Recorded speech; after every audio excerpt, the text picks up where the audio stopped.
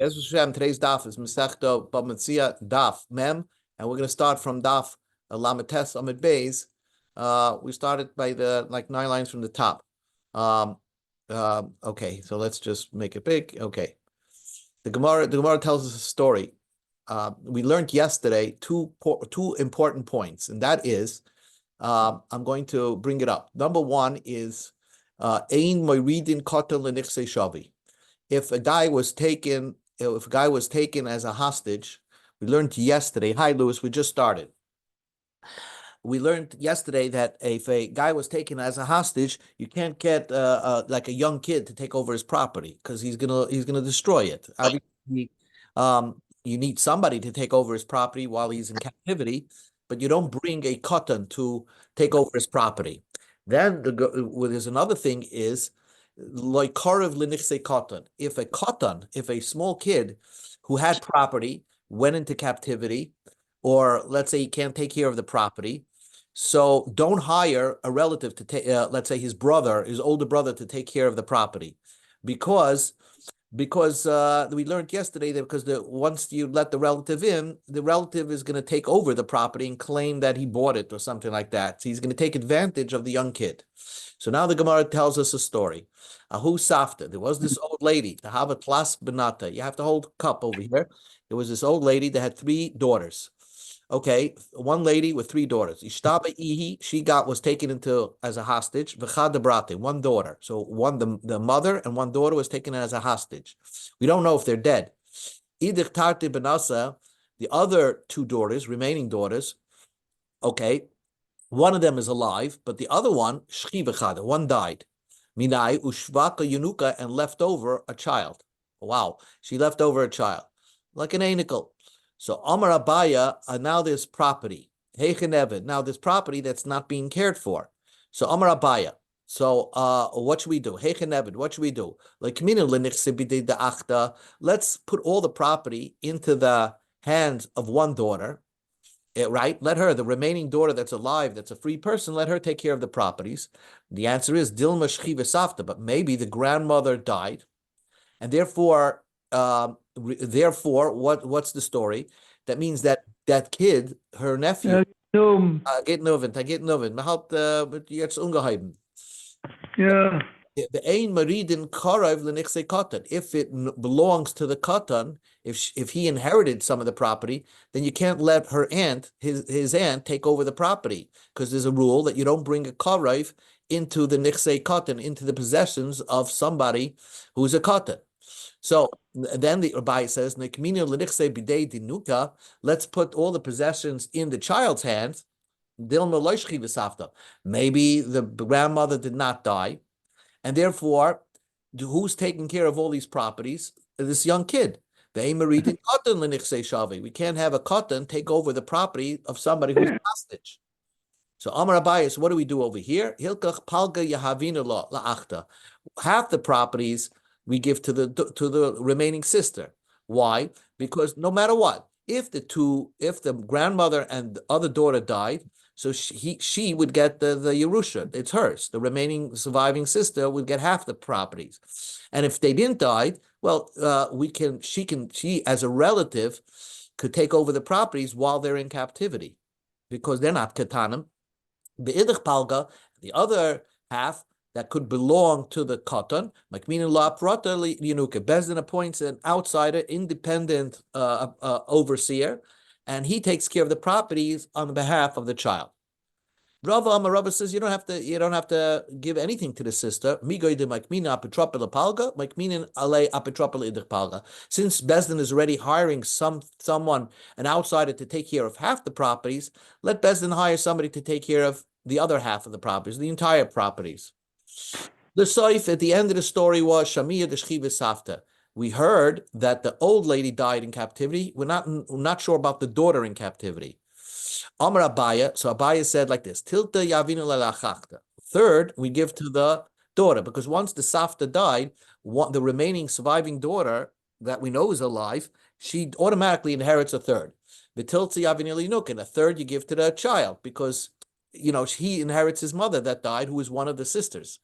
So that for sure. The remaining third, we don't know. Is it an inheritance or not an inheritance? Yavin dankalachta, we give a third, which is a sixth to a one. You divide the third in half, so it's a sixth to the remaining sister. And the rest of the other six, we hire an outside appraiser, an outside overseer to see it on behalf of the young kid. Once your bezin is hiring somebody to take care of one half of the sixth, the one half of that third, they should hire somebody to take care of the entire third. Okay, just basically all you got to remember is that when someone dies, right, you don't allow a katan, if it's someone who's a katan, we don't allow a relative to take over their properties and work for them, until they get older. We don't trust the relative to take over the properties. We really wanted an outsider to do it. So now the Gemara says like this. Mori bar Isik. There was this guy called Mori bar Isik. Mori is a tough guy. Asa le and what happened was his father went to this place called Chazai, and he married another wife, and they had another child. And Mori came back to this place. Mori came back to where his father originated from, and started working his father's property. And then all of a sudden, his brother showed up. Amalei, so his brother said plainly, whatever you work, half the properties belong to me. Amalei, so Mori Bar Yisik said, Lo Yadan Allah, I don't know who you are.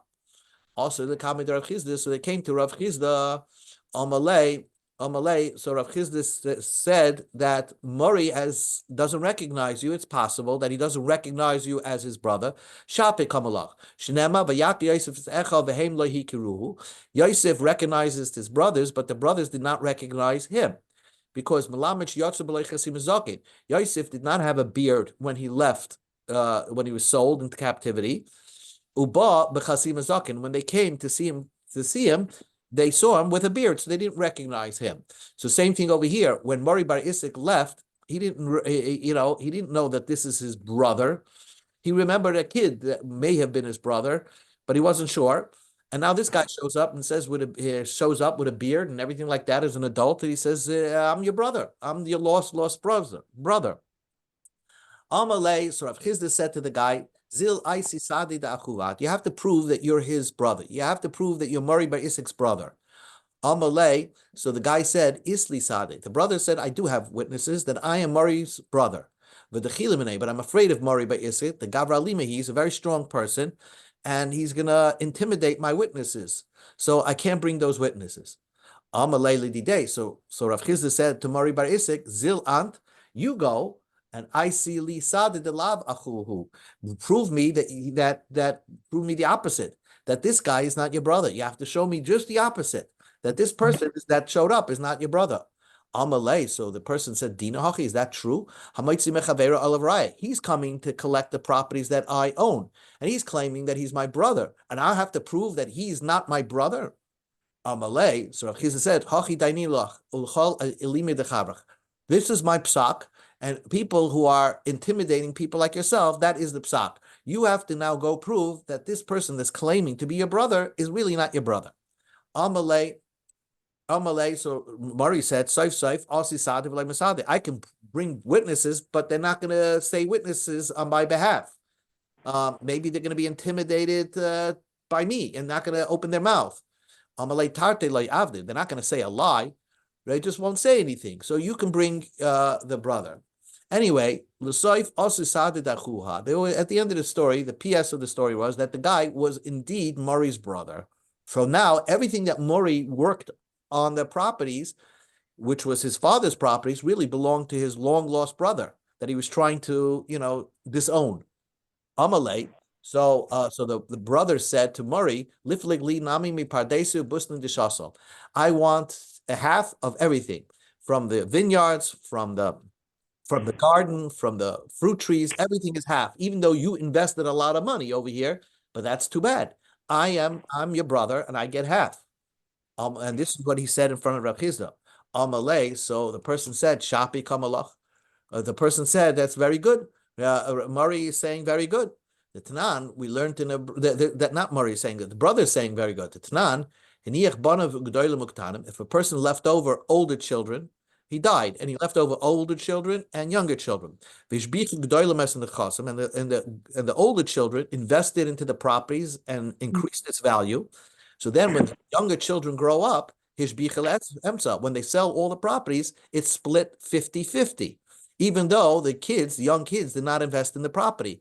So therefore, even though Murray invested in the property, all of a sudden this young kid who claims was his brother shows up, Murray has to split all the investment and all the properties. Okay, Amarabba, we go to Mem, you split it down the middle.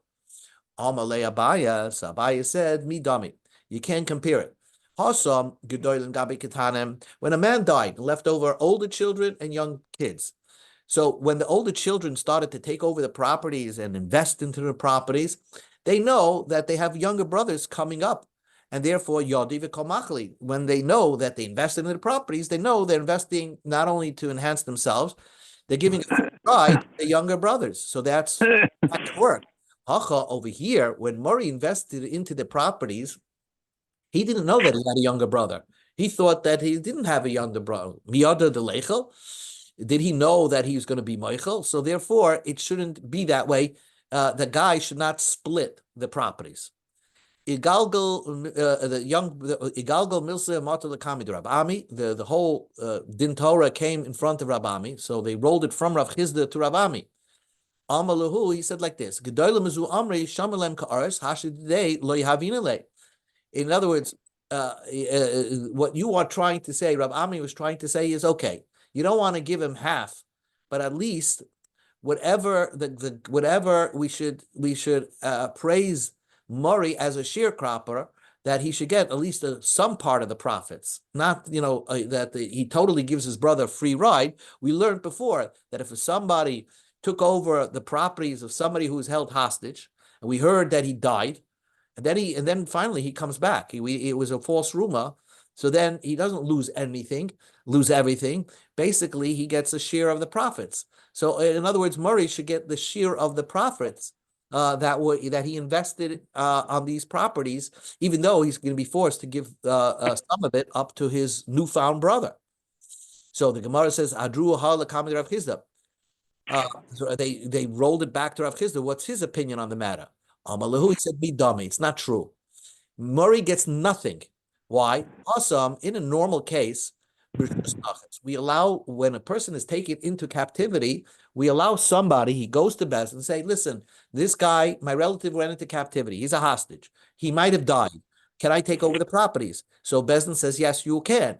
So therefore, if the guy, then if something happens, you don't lose your investments, you get some of the profits. Hacha, over here, la b'rshus nachas. Murray came back without anybody's permission and took over his father's property without going to Bezdin, and Bezdin trying to investigate whether he indeed has another brother.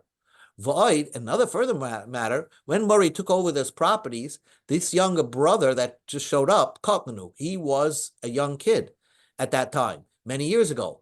And so Murray had no right to even go into the properties in the first place. The ain Maridin, this is the important point. You don't put a korev, a relative, l'nichsei katan, take charge of possessions, property belonging to somebody katan. So Adru the Kamid Rabami, so they brought the case back to Rabami, and he was already giving Murray something. Amalahu, he right, Loisamini Kamid de Kotanu. I didn't know that the brother was a katan when Murray took over the properties, and therefore Murray had no right to do so. And therefore, he lost out. That's it. End of story. You have to give everything that belongs. You have to split it down the middle and give everything, half of it, up to the newfound brother. New Mishnah. Hamafkid Paris Eitzel Chaver. Somebody deposited fruits next to his friend, and really, normally, when the guy comes back, you give him back his fruits. But the problem is he mixed it with his own fruits, and then now he has to return the fruit back when the person that made the deposit shows up. So the Mishnah says, you can deduct normal losses that fruits lose. Some of it gets spoiled, and some of it gets eaten up by rats. So when you return it, let's say he gives you an X amount, you can give him a little bit less than X because you can assume holding on to fruits, it's going to definitely be, definitely something's going to happen to it that's going to force you to give back less than what he deposited. So the Mishnah gives you guidelines. Lechitin l'oiris, if it's for wheat and millet, rice, wheat and rice, you deduct tisha chatzoy kabel l'kor. For every core, which is 30 saw, which is 30 saw, which is about 180 saw, that's 180 calves, deduct 9.5 calves. So this is a deduction. If someone deposited to you, they deposited a barley, a millet, tisha kabel core, you deduct 9 kav for every core. So if he gives you a core, you deduct 9 kavs because you assume that there's spoilage. Lekusmin and lazera pishtin for spelt and for flax seeds. Shalish soy in the core, you deduct 3 saws for every core.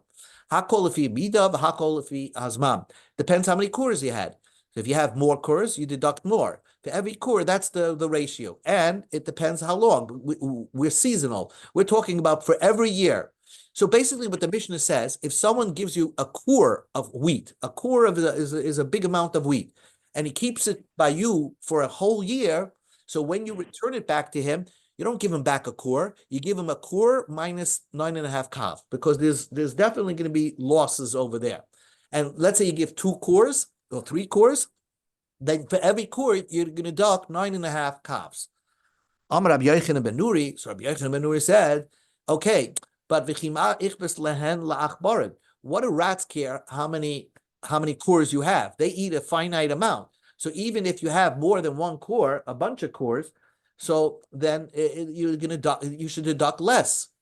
You should deduct just 9.5 for 1 core, even if there's 3 or 4 cores. They'll eat when there's a lot of cores deposited or a little bit of cores deposited. If they have just a certain amount, they'll eat. So Rabbi Yochanan ben Nuri says that you only deduct 9 kav, and that's it, even if you have many cores over there.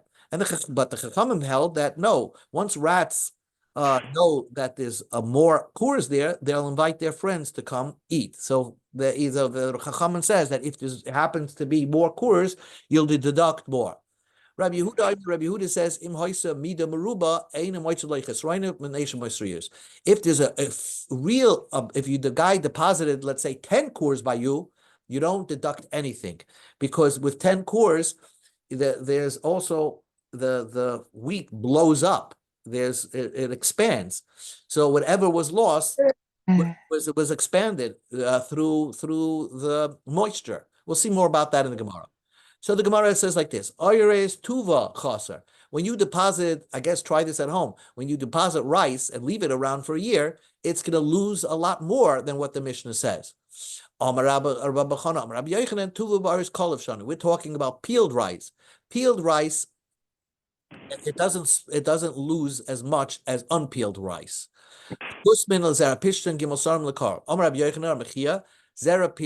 Flax seeds, it's with its stalks. And in other words, with its stalks, that's how much the Mishnah is talking about. We learned like the same thing. Lekusmin, spelt, uzera pishtin, big givoilem, with the flax seeds in its stalks, or rice that's not peeled, then you deduct shloisha su'in lekor, 3 saws for a core, which is a larger amount. Okay. Hakol lefi amida, what does it mean? Tana v'chein l'chol kul core. Every core that's deposited, you make the deduction. V'chein l'chol shana v'shana, and you do it for every year. Again, you have to know if the guy deposited this food items for half a year, then you're not going to take the full deduction. You have to always make it proportionate for the amount of time that you're holding on to his fruits, and also the amount that you're holding on to. For every core, there's a special deduction. Amar Rabbi Yochanan Miyuri, Tanya Amar Lloyd Rabbi Yochanan Habe Oivdus Men Habe Mispazros Mehem. They told Rabbi Yochanan ben Nuri that even Rabbi Yochanan ben Nuri says that you should do a minimal deduction only for 1 kur, because for a rat it doesn't matter how many kurs are there, it's just going to eat a finite amount. But the Chachamim told Rabbi Yochanan ben Nuri that besides the rats, a lot gets lost or spread out by the rats. and they hide it. So therefore, even if they're not eating it, they'll destroy what's there, even if it's more than one core. Tanya, we learned in a brisa. We learned in a brisa that explained the whole Mishnah. And this is the most important part.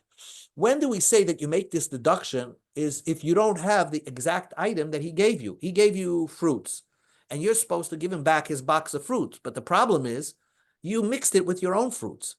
That's what the problem is. And therefore, you don't know how much you should deduct. So the Gemara said, when was the Mishnah talking about you mixed it with your own fruits.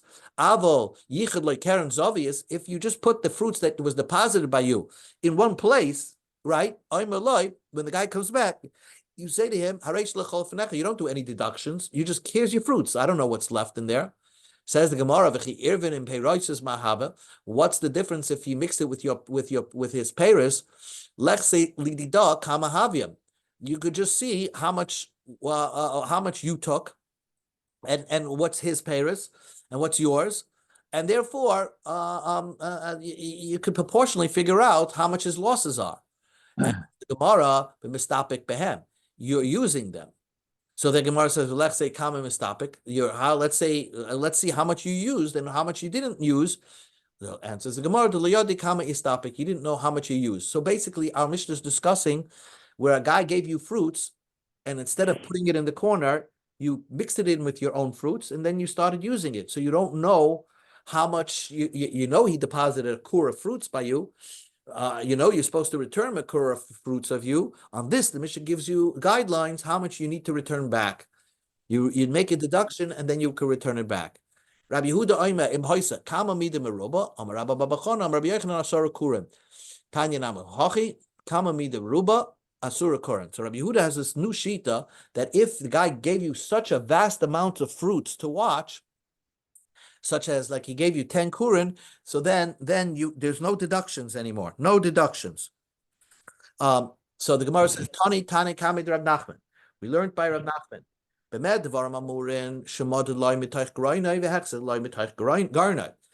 he gave it to you in the summertime, and you're returning it to him in the summertime. He measured to you in the summertime. And then and then you're returning it from your house. It means he gave it to you in the threshold field, and you're returning the fruits by your house. There's no deductions. But in your house, it looks bigger. So the Gemara says, the Gemara understood that the reason why it looks bigger is because in your house, you have smaller measuring cups for the same measurement as you have in the threshing place. So let's say a core in the threshing place has a size cup like this, and in your house it's the same. It says core on it, but it's a smaller cup. So the Gemara doesn't make sense. Are we dealing with fools? They give it to you in a large vessel, and they're taking it back in a small vessel. Answers the Gemara, this is what we mean. Maybe we're talking about that you took it during the threshing time. And so what we say is like this. When is our Mishnah discussing when he measured to you in the threshing and he took it back during the threshing time? He measured to you in the threshing time and returned it to you in the rainy season. You don't deduct anything because it actually gets bigger. You see, you make these deductions if you took dry fruit and returning dry fruit. So then you have to make the deductions based on mice are going to eat it and spoilage, etc., etc. But if you took it during the dry season and you're returning it during the rainy season in your house, right? So when you're returning it, the item actually blew up. So you have there's more to it. So therefore, if it blows up, so then it makes up for the losses. So you return him a core. If he gave you a core, you'll have to return him a core. If it's true that items that stay through the winter blow up, so why doesn't a barrel break every winter? And since the Gemara, it's true. Sometimes there was a story where the barrel actually blew up. So that was one story. Ibayasema, if you want, I could tell you, Mishum Itzitza. The answer is, if you make a strong barrel, it's not going to break. But the truth is, that's the way it is. You get dry fruit in the winter, and you get dry fruit in the winter, and in the summer, and when it comes winter time, it expands. One more Mishnah, and then we'll stop. For every wine, if a guy deposited wine by you, you deduct a sixth. You deduct a fifth. For every 100 lugs of oil you get, you deduct 3 lugs. Why? You deduct 3 lugs. If the guy gave you 100 lugs to watch, you give him back 97. Because lug emechtushmar, a lug and a half for sediment, lug emechzabala, and then you could assume that if it's in a barrel, it's a lug and a mechza is going to be swallowed up by the walls of the barrel. So again, if you don't know, if it's not the same oil that he gave you, then when he gave you 100 lugs, all you have to return to him is 97. Continues the Mishnah, and we'll stop in a minute. The guy gave you clear oil.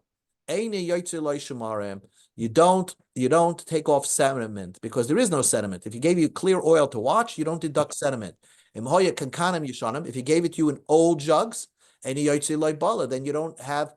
don't deduct things that were absorbed by the walls of this jug, because if it's an old jug, it's not going to absorb any oil. Rabbi Yehuda finishes off.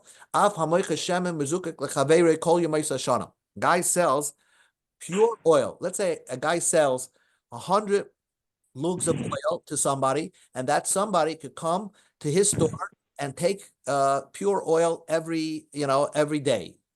So, in